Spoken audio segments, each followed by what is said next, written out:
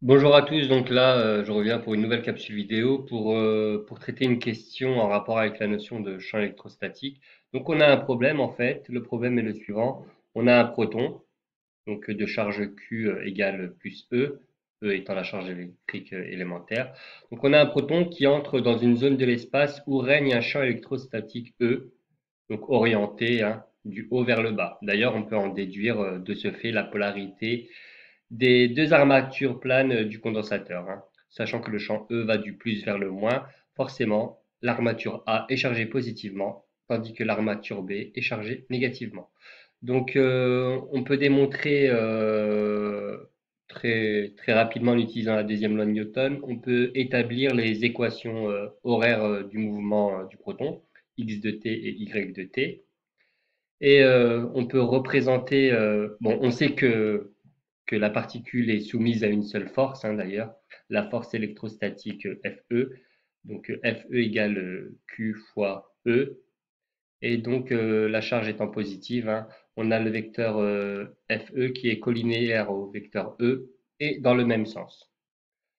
Et on peut voir donc que la trajectoire est une parabole avec une concavité orientée vers le bas. Et on émet l'hypothèse suivante, c'est que le proton ressort donc de la zone où règne un champ électrostatique E, ressort sans toucher la plaque B. Alors, on peut établir dans ces cas-là l'équation de la trajectoire, y en fonction de x, donc y de x. Donc là, ici, on a y de t. Donc il faut exprimer à l'aide de la première ligne t en fonction de x, qui nous donne t est égal à x sur v0. Alors x de t, on va mettre x sur v0. Et du coup, on obtient l'équation y en fonction de x, appelée équation de la trajectoire. Et bien évidemment, nous allons retrouver une trajectoire de type parabolique, conformément au résultat qu'on a déjà établi précédemment. Alors, je vais sortir le V0 carré. Voilà, donc on a une équation de la forme, donc une équation de trajectoire de la forme y de x égale à a fois x au carré. Donc le a étant cette quantité-là qui est une constante. Donc chacune des grandeurs intervenant est positive avec les signes moins. Du coup, on a a qui est inférieur à 0. Effectivement, on obtient bien une parabole avec une concavité orientée vers le bas. Donc on retrouve d'ailleurs l'idée que le proton chargé positivement est attiré par la plaque moins. Donc tous ces résultats concordent.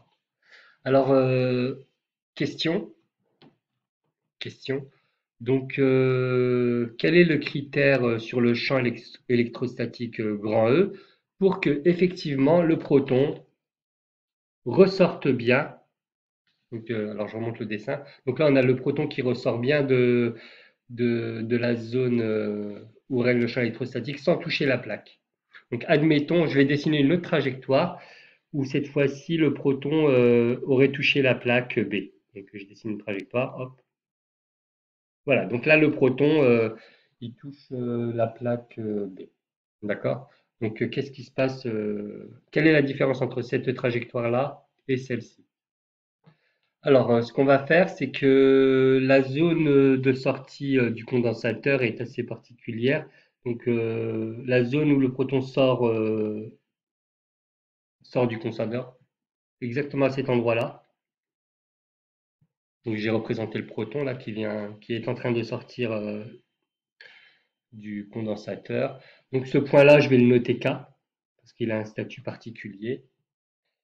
Et donc admettons, là je vais poursuivre. Bon, là de manière fictive, je vais poursuivre la trajectoire. Au cas où il touche le condensateur, je poursuis une trajectoire fictive. Alors je vais la mettre en pointillé, tandis que la trajectoire réelle, je vais la mettre en très plein. Donc voilà, ici je vais appeler K'. Alors, tout ça pour dire l'idée suivante. On constate que pour que le proton sorte de la zone où règne le champ électrostatique sans toucher la plaque, il faut que, alors je vais parler de K, je vais parler de ses coordonnées à K. Donc K, il a deux coordonnées, hein.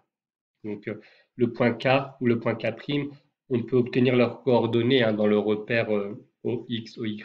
Donc je vais appeler ça XK et YK, les coordonnées dans ce repère-là, les coordonnées du point K. Et pareil, hein, pour les coordonnées du point K', hein, dans le repère qui a été défini par le sujet, je vais appeler ça XK' et YK'. Donc, quelle est la différence entre XK', enfin, entre les coordonnées du point K et les coordonnées du point K'?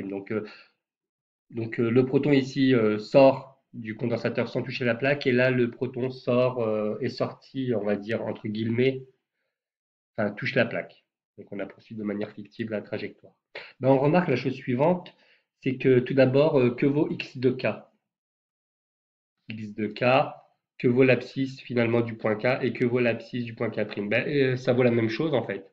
Étant donné que la longueur de la plaque est grand D, donc ici, x de k, ça vaut grand D. Pareil ici, ça vaut grand D. Par contre, qu'est-ce qu'on peut dire concernant y de k, donc, et y de k'? Donc, si la particule ressort en fait du condensateur sans toucher la plaque, obligatoirement,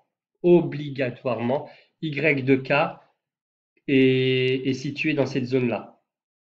Donc, y de k doit être inférieur, enfin supérieur, donc supérieur à d, à moins d plutôt. Donc, cette distance-là, donc ici, de là jusqu'à là, on a moins d dans le repère OX, OY. Donc, on est au-dessus de moins d, de la cote moins d. Donc, forcément, y de k est supérieur à moins d. D'accord? Alors que quand le proton a touché la plaque, si on poursuit fictivement la trajectoire, on constate que y de k', lui, est inférieur à moins d, en dessous de moins d. D'accord? Du coup, comment ça va se traduire au niveau des équations? Donc nous, on veut plutôt que le proton, nous, on souhaite que le proton sorte sans toucher la plaque. Donc on veut que y de k soit supérieur à moins d. Donc je vais noter ce critère-là. Y de k soit supérieur à moins d. Alors, que vaut y de k? Donc, ici, on a y en fonction de x. La cote pour obtenir y de k, donc l'ordonnée de y de k, c'est simple, hein. Ici, on a une équation. Donc, y de k s'obtient lorsque x vaut x de k.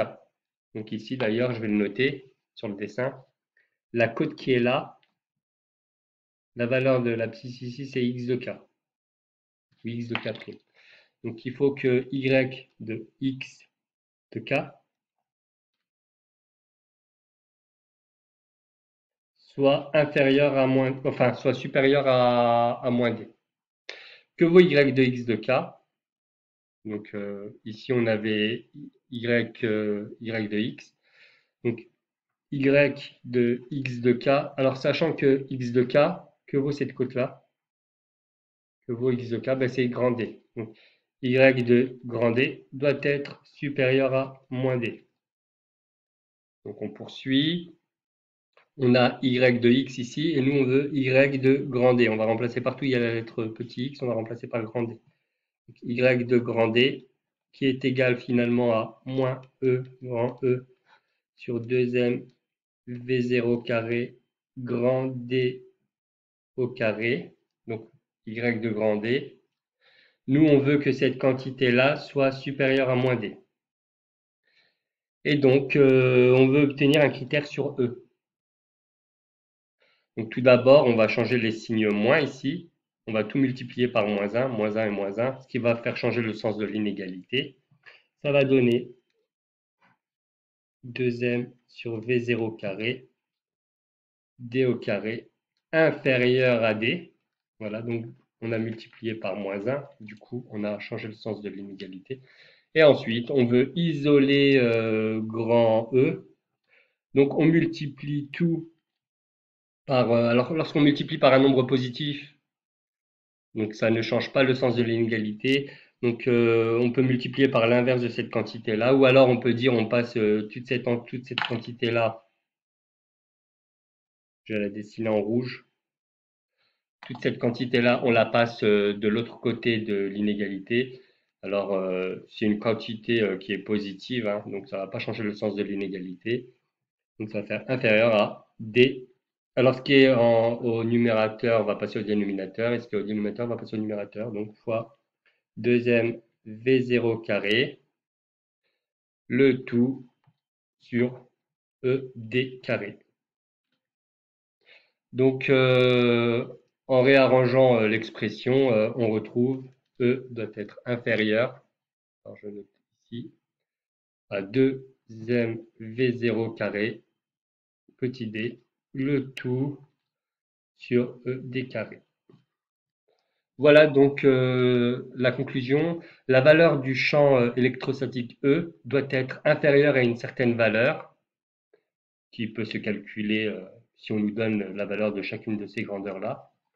Donc doit être inférieur à cette valeur-là afin donc que le proton ressorte du condensateur sans toucher la plaque. Voilà, donc je vous remercie de m'avoir suivi pour ce petit exercice et bah, je vous souhaite, enfin, je vous retrouverai pour d'autres capsules vidéo hein, pour traiter d'autres points. Je vous remercie, au revoir.